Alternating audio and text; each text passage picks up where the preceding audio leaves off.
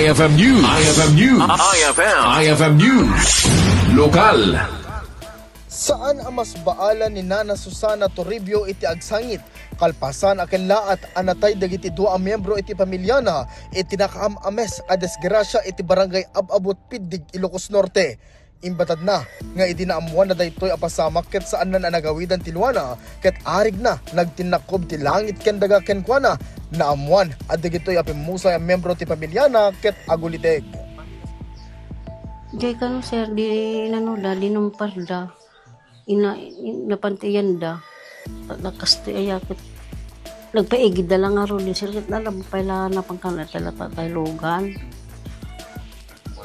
Balag sa saruno da sir. Litay mat sumaruno. Na blue damot. Day sumaruno nga agamamot na dabatit. Na iwarsida.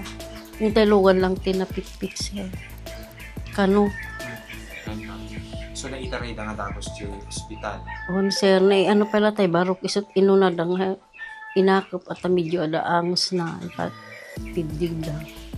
Di dumanon tayo lakay ko jay. Isuman lang, o di na, awanin, inure, salamat ni Amana. Yung nakasalitan pa lang iso Ano sir? Before pa nag-ubrakano yun. Ay, tibigat kasi roon, sir. Kumusta kami tinagsaritaan nyo, ang bati natin. Sir. Kunana, asaan nanto malipatan ti kinasaya at daken ti sakripisyo da iti pamilyada. Lagadinit kami dip sir. Balin mi sir. Sakit mat nakin minangan.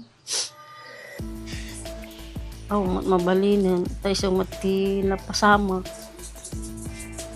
Iti agdama, ket awang part desisyon ti pamilya no maisak lang tinangaramid iti daytoy a desgrasya wenno saan.